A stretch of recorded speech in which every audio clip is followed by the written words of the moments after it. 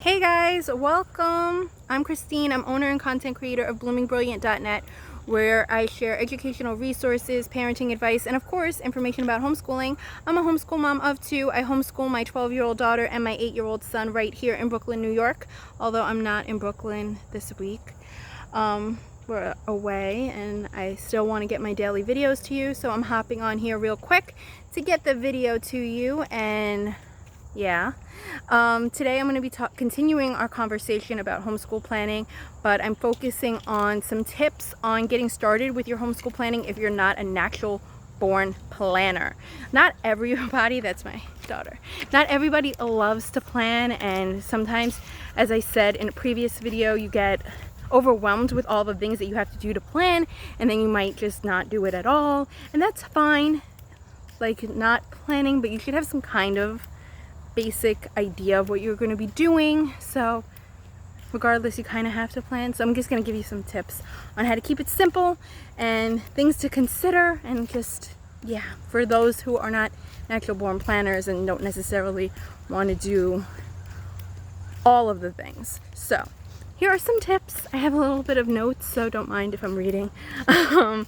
So if you're not a natural born planner, you may want to just start with some self-reflection, you know, looking at yourself, about how you're feeling, about what got you started homeschooling or is getting you into this whole homeschooling thing, you know, things that are important to you, are important to your kids. Just a little bit of thought about that, just reflection on that. You can write it down or you can just think about it, that's fine.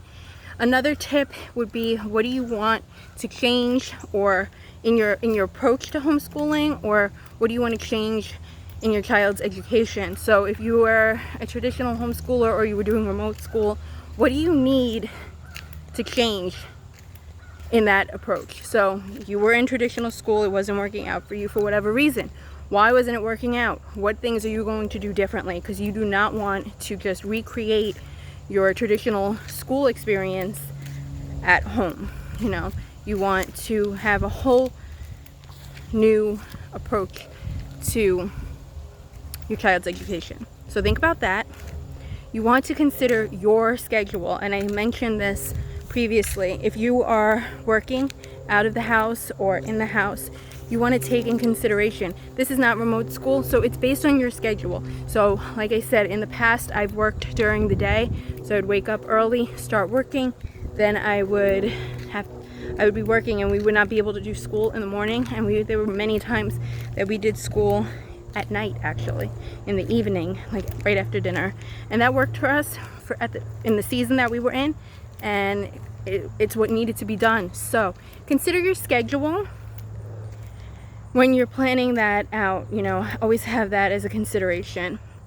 You also need to take into account any other things that are going on in your life. So if you are taking care of your parents, so your kids' grandparents, if there's health issues going on, working, like I said, any kind of issues, any kind of life changes, moving, things like that, you want to be able to have that considered when you are going about thinking about your homeschooling year and planning it out without actually planning, kind of thing. You want to observe your kids, so you want to take a little bit of time to look at what your kid enjoys, what their interests are.